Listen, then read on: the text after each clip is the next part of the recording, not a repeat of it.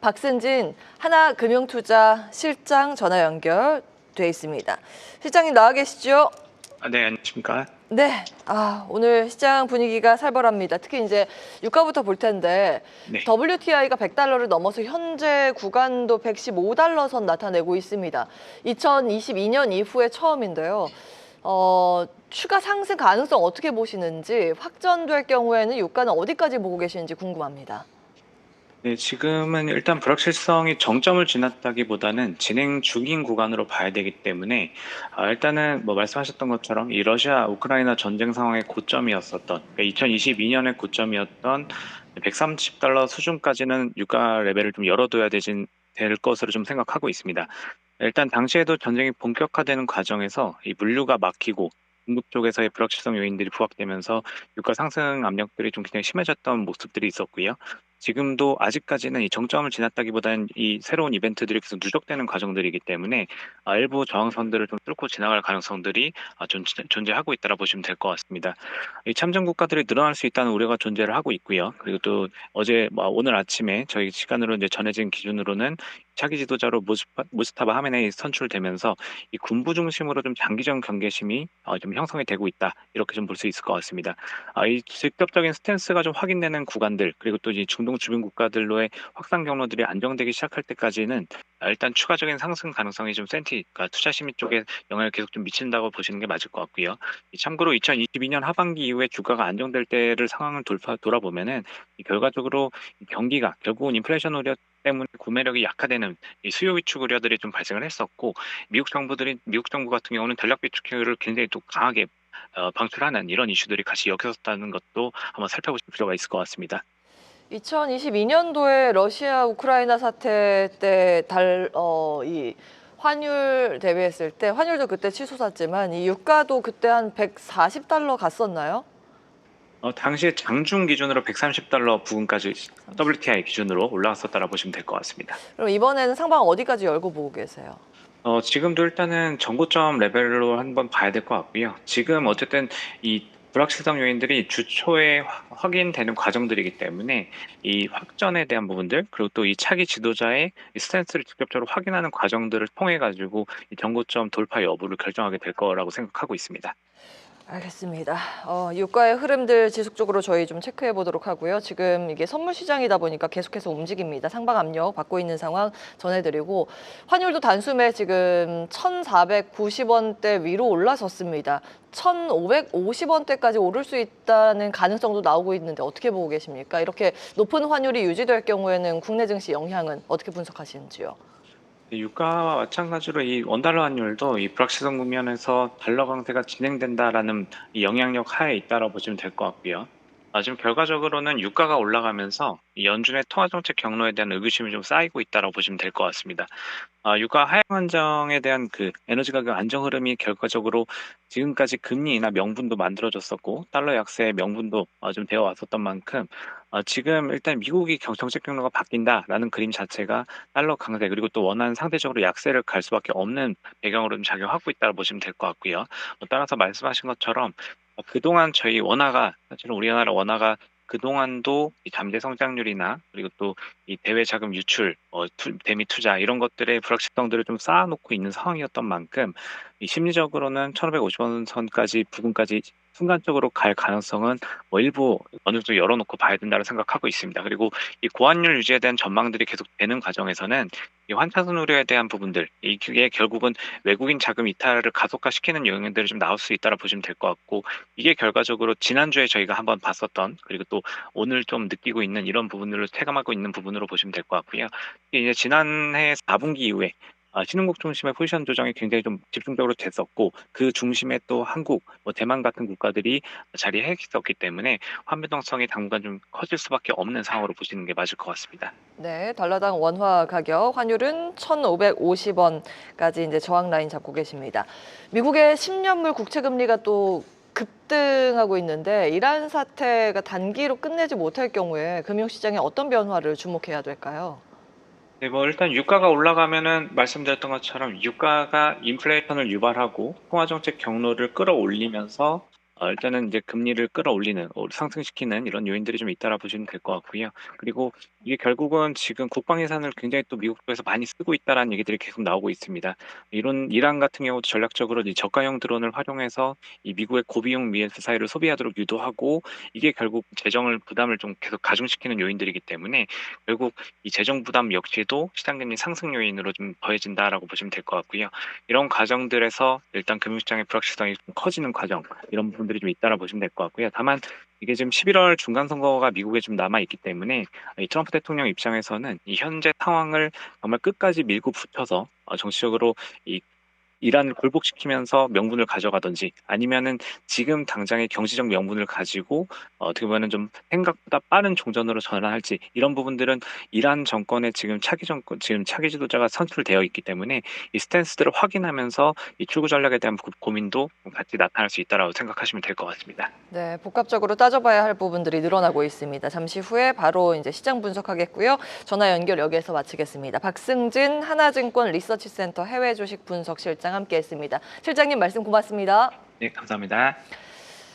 오늘 장 초반에 매도 사이드카가 먼저 걸렸고요. 결국에 서킷 브레이커까지 발동이 됐습니다. 이번 달 들어서 벌써 이게 두 번째인데 한 달에 서킷 브레이커가 두 번 나온 건 팬데믹 한복판이었던 2020년 3월 이후에 처음 있는 일입니다. 그만큼 투자 심리가 급격히 얼어붙은 분위기인데요. 대응 전략 이분과 함께 세워보겠습니다. 한민협 유진투자증권 여의도 WM센터 부센터장 나와 계십니다. 센터장님 어서 오십시오. 예, 안녕하십니까? 네. 자, 어떻게 이제 시장 바라보고 계신지 궁금합니다. 이제 코스피 5,200 아래에서는 파는 건 실익이 없다라는 이야기도 있긴 한데 지금 뭐 팔 때라고 보시는지 살 때라고 보시는지 아니면 관망을 하시는지도 궁금하고 현 시점에서 어떤 대응 전략이 현명한 전략이라고 보시는지 좀 구체적으로 말씀 주신다면요. 예, 앵커님 말씀하신 대로 뭐 5,200포인트 이하에선 팔지 말라 뭐 그런 얘기가 있다고 하는데 일단 외국인이 지난번 선물 옵션 동시 만기 이후에 선물 매도가 36,000개 매도 우위를 좀 나타나고 있고 8조 원 이상 정도 하방 쪽으로 좀 베팅하는 상황입니다. 그리고 코스피 지수로는 5,260포인트, 코스피 200 선물 기준은 775포인트가 강약세 분기점입니다. 오늘 시장에서 이 지수대가 이탈이 나왔기 때문에 시장은 약세로 전환했다고 보시면 될 것 같고 단기적으로 지금 이번 주 선물옵션 동시 만기를 앞두고 내일이나 모레 5,260포인트대를 회복을 해야지 어느 정도 하락은 좀 진정되는 그런 시장이 형성될 수 있다고 보고 있습니다. 그리고 단기적으로는 5,150포인트대 일단 지지선으로 보고 있습니다. 아까 코스피 200 선물 750포인트 이하 구간에서 외국인이 풋옵션을 좀 차익 실현하면서 지수가 잠깐 5,200포인트대로 반등이 나왔지만은 다시 좀 하락세가 좀 나타나고 있고 외국인 선물 매도에 대한 그 환매수가 좀 일어나지 않고 있기 때문에 외국인은 하방을 좀 구축하고 있다라고 보고 있습니다. 그렇기 때문에 앞서 언급드린 대로 코스피 200 선물 775포인트, 지수로는 5,260포인트를 만기 전까지 회복해서 지지하는 여부를 좀 확인하시면 좋을 것 같고 이 지수대로 회복하지 못하면 약세장으로 전환할 수 있습니다. 전환이 된 상황에서 일단 지수 하단을 좀 잡기는 상당히 어렵기 때문에 5,200포인트 이하에선 팔지 말라는 얘기는 지금 시장에서 좀 맞지 않는 그런 상황이라고 보고 있고 지금 지수 하락으로 역사적으로 뭐 PER 지수로 됐던 8배 정도 수준이라고 시장에 언급되고 있는데 지금 현재 시장에서 외국인의 파생시장 쪽에서 포지션을 봤을 때는 추가적인 하락도 가능하다 보고 있습니다. 그래서 단기적으로는 5,150포인트 이탈하면 5,090포인트, 크게 이탈하면 5,000포인트까지 하락할 수 있습니다. 그래서 외국인 포지션은 코스피 200 선물 810포인트 이하 구간, 현재 구간에서 수익 구간이기 때문에 외국인 입장에서는 지금 현선물에 대한 매도를 포지션을 갖고 갈 수밖에 없는 대외적으로 봤을 때 그런 상황이기 때문에 이러한 부분을 좀 참고하시면 좋을 것 같습니다. 관망이네요. 시장은 지켜보자. 뉴스 상황에 따라서 대응 전략 다시 세우자 이런 말씀이신데. 예, 맞습니다. 결국에는 유가가 지금 큰 영향을 미치고 있습니다. 우리나라뿐만이 아니라 호르무즈 해협 봉쇄에 대한 영향을 크게 받는 국가가 일본이랑 우리나라인데 일본이 현재 니케이 지수도 7%, 6% 이상 빠지고 있고요. 우리 코스피도 7% 이상의 낙폭입니다. 비슷하게 움직여요. 그래서 유가 살펴볼 수밖에 없고 앞서서 이제 환율 같은 경우에도 1,500원 근처까지 이제 장중에 위험성도 거론되고 있고 미국 국채 금리도 급등을 하고 있어서 이런 것들이 장기화 된다면 우리 시장에 어떤 영향으로 전해지게 될지 체크를 해주신다면요. 일단 뭐 유가가 지속적인 상승률이 나타난다면 상당히 뭐 좋지 네. 않은 그런 상황이 될 거라고 보고 있고요. 일단 유가 상승으로 인한 인플레이션에 대한 우려가 좀 있습니다. 그래서 지금 미국 같은 경우는 금리 인하 기조에 들어간 상황에서 이런 이란 전쟁으로 인한 유가 급등으로 나와서 금리 인하 기조에 대한 뭐 2회든 뭐 인하에 대한 그 횟수를 좀 줄이거나 좀 느리게 인하할 수 있겠지만은 국내 같은 경우는 부동산과 환율로 인해서 금리 인하가 쉽지 않은 상황입니다. 그래서 지난 8월부터 금리를 동결했던 그런 부분들이 있고 그나마 좀 다행스러운 부분은 반도체 수출이 좀 호조세를 좀 나타나고 있습니다. 그래서 네. 국제 유가가 85달러에서 100달러 정도 수준에서는 이제 무역 수지 적자에 대한 위험 레벨에 진입할 수 있겠지만은 반도체에 대한 수출 호조로 인해서 120달러 정도까지는 네. 좀 괜찮다. 그 이상 넘어가게 되면 무역 수지 적자로 인해서 이러한 부분이 대외적인 변수로 인해서 국내에 경제가 상당히 좀 위태할 수 있는 그런 상황이다라 보고 있고 유가 상승은 전반적인 뭐 석유화학 제품이나 전반적인 물가 상승에 대한 인플레이션에 대한 압력이 좀 강화될 수 있기 때문에 네. 국내 같은 경우는 금리 인하 기조가 아닌 상황에서 이런 부분이 영향으로 인해서 금리를 또 인상에 대한 또 얘기가 좀 대두될 수 있습니다. 그러면 예. 시장이 한 번 더 충격을 좀 받을 수도 있기 때문에 상당히 지금 현재 상황에서는 뭐 유가나 환율, 그다음에 미국 국채 금리가 급등하고 전반적인 상황이 좀 좋지 않다라고 보시면 좋을 것 같습니다. 네. 지금 사실 이제 미국 금리 앞으로 방향성 어떻게 나올 것인가가 초미의 관심사인데 지금은 연준 위원들이 발언을 못 합니다. 왜냐하면 3월 FOMC가 우리 시간으로는 19일 새벽에 예정이 돼 있어서 그 전에 원래 이제 블랙아웃 기간이라고 해서 발언을 못 하는 기간이라서 이 불확실성도 시장에 크게 이제 변동성으로 작용을 하고 있는 것으로 보입니다. 지금 시장에서 가장 좀 걱정하는 게 스태그플레이션 우려감이거든요. 그러니까 원래는 유가가 상승을 하는 건 유가가 잘 팔리고 소비 심리가 살아나서 그러니까 경기가 좋았을 때 유가가 상승을 한다라는 공식인데 지금 거꾸로죠. 경기는 침체되면서 유가가 올라가서 인플레이션 부담까지 더해진다. 그러한 우려감이 과거에 1970년대에 있었던 석유 파동 때 있었다. 그 스태그플레이션이 반복되지 않을까라는 우려감인데 이거는 좀 어떻게 보세요? 이게 만약에 나오게 되면 정말 파괴적으로 시장이 좀 힘들 수 있기 때문에 좀 점검 포인트로 지금 제기가 되고 있는 것 같습니다. 사실 이란 전쟁으로 인해서 이제 국내 증시뿐만 아니라 아시아 증시, 미국 증시까지 급락세가 나오면서 스태그플레이션에 대한 우려감까지 시장에 좀 나오고 있습니다. 그래서 정말 안 좋을 때 정말 최악의 상황까지 시장에 대한 그 코멘트와 전망들이 나오고 있는데 앵커님 말씀하신 대로 1970년대 석유 파동으로 인한 그때와 지금이랑 상황은 좀 다르다고 판단하고 있습니다. 유가가 상승한다면은 미국의 셰일가스에 대한 좀 생산량을 좀 늘려갈 수 있는 방안도 있고 호르무즈 해협이 지금 봉쇄됐지만은 네. 사우디나 중동 쪽으로 이제 유가나 이런 육로를 통해서 지금 운송할 수 있는 파이프라인이 한 3개 정도 있는 그런 상황입니다. 그리고 중동 쪽에서 이러한 상황을 좀 극복할 수 있는 유가 관련한 대안들이 좀 나올 수 있기 때문에 지금 현 시점에서 좀 이란 전쟁이 발발한 지 한 열흘이 채 안 됐는데 스태그플레이션에 대한 뭐 우려는 할 수 있겠지만은 지금 네. 시점에서 그런 부분으로 인해서 그렇다고 해도 뭐 주식 갖고 있는 거 다 파실 건 아니잖아요.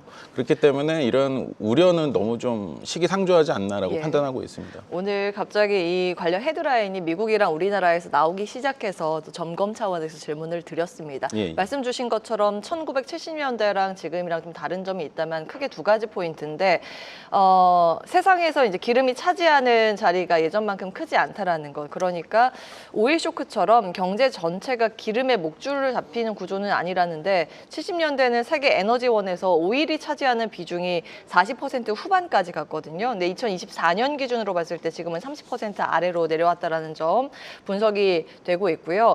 그리고 이제 기름을 덜 먹는 경제 구조라는 점도 거론이 됩니다. 그러니까 GDP로 봤을 때 $1,000를 만들 때 필요한 오일이 1973년은 1배럴이라고 기준치를 잡으면 2024년엔 0.39배럴이라고 합니다. 그러니까 예를 들면 같은 자동차를 가지고 굴려도 예전에 1리터로 한 5km 자동차 갈 수 있었다면 지금은 효율성이 올라가서 1리터로 한 12, 13km 갈 수 있다.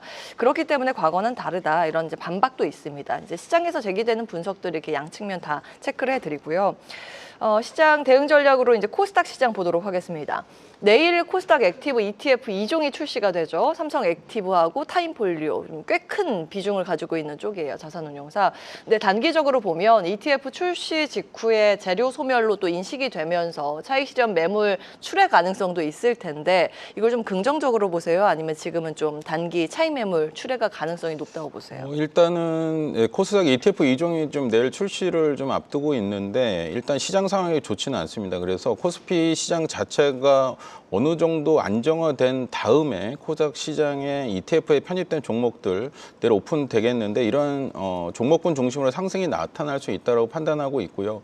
반도체 업황 같은 경우는 지금 삼성전자, SK하이닉스가 지속적인 하락세를 좀 나타나고 있기 때문에 일단 그 가격 하락에 대한 어느 정도 좀 안정화를 좀 나타내야지 코스닥 ETF 역시도 반등할 수 있다라 보고 있습니다. 그리고 지난주 같은 경우는 코스닥 ETF 상장을 앞두고 코스닥 그 반도체 장비 섹터가 좀 신고가를 기록하면서 강한 상승이 좀 나왔고 내일 출시를 앞두고 세론에 대한 조금 걱정도 좀 있었습니다. 그렇지만 오늘 시장 하락으로 인해서 차익 실현을 실현하면서 일단 시장을 좀 보수적으로 대응하는 그런 시장 움직임이 나타났다 볼 수 있고 지금 현재 ETF에 대한 패시브 자금에 대한 개인 매수가 좀 강하게 들어왔던 그런 부분들도 있었지만은 시장이 좀 하락세가 좀 생각보다 좀 심하게 좀 나타나기 때문에 개인 매수도 철저하게 좀 보수적으로 좀 접근이 좀 유입될 걸로 좀 보기 때문에 막연하게 코스닥 ETF가 상장한다고 상승이 좀 강하게 나타난다고 보기에는 좀 무리가 있는 것 같고요. 일단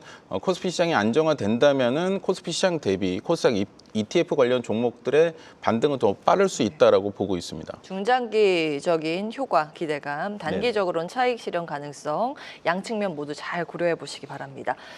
오늘 장 특히 이제 반도체주 어쩔 수 없이 시장 대표 주자이기 때문에 반도체주가 정말 많이 밀리는데 그동안 강세장에서는 반도체 쏠림이 심화되지 않았습니까? 그만큼 하락장의 반등 여부도 반도체주에 달려 있을지도 궁금하고요.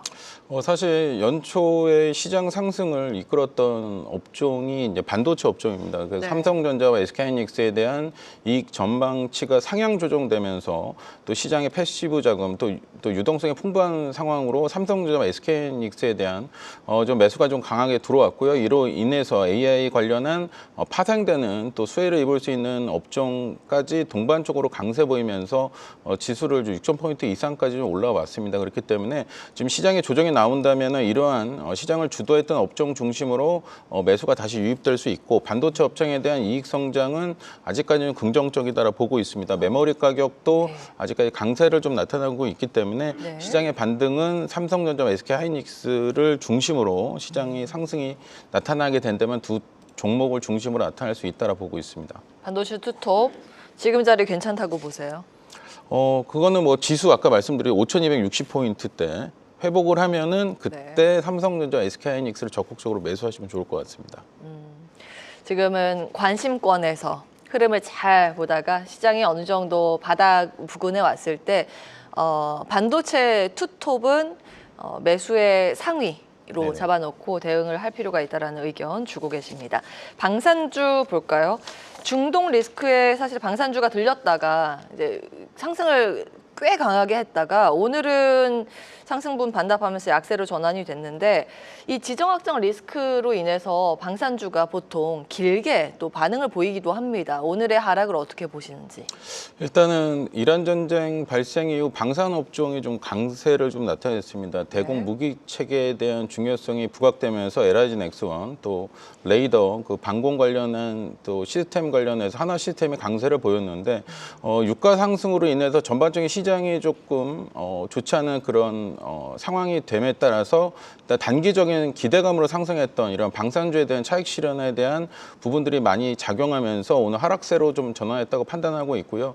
일단 전쟁이 발발한 이후에 이제 국내 방산 업체에 대한 수혜는 당연히 나타날 수 있다라고 보고 있습니다. 일반적으로 지금 현재 지대공, 지대지, 대공 무기 체계에 대한 다각적인 무기 체계를 갖고 있는 국내 방산 업체에 대한 수혜가 예상하고 있고요.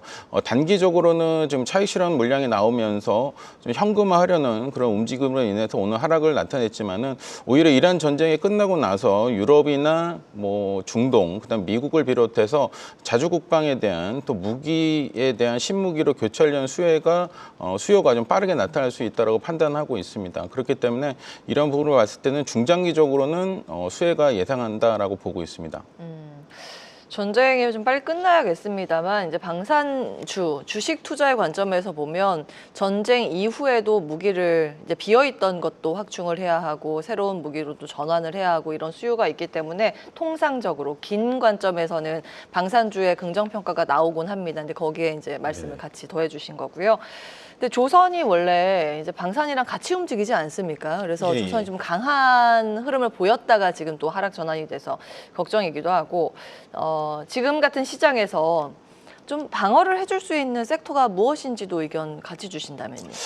사실 뭐 시장에서 지금 대부분 업종을 좀 살펴봤는데 네. 거의 전저점 때까지 다 내려왔습니다. 그래서 그나마 이제 조선 업종이 시장 대비 좀 견조한 흐름을 나타나는데 또 시장 대비 또 견조한 흐름이 나타나는 이유로 봤을 때는 호르무즈 해협이 봉쇄됨에 따라서 전반적인 LNG선이나 탱커나 컨테이너선의 이동 거리가 좀 증가하는 그런 전망들이 나왔고 해운사가 우임 상승으로 인해서 돈을 벌게 되면 선박에 대한 발주가 증가할 수 있다라는 그런 전망들이 나오면서 시장 하락에도 대비해서 조선 업종이 좀 견조한 흐름 나타나고 있는데 지금 현재 연료비에 대한 부담은 좀 안고 가는 그런 상황입니다. 그래서 예. 컨테이너나 탱커 쪽에 대한 운임이 축소될 수 있는 물동량이 감소했다는 우려가 좀 있겠지만은 최근에 봤을 때는 HD 현대중공업이 LNG 운반선을 내척을 좀 수주를 했습니다. 그래서 지난주 봤을 때 신조선가 지수가 하락세 보이다가 반등하는 모습도 나타났고 중고 성과 지수도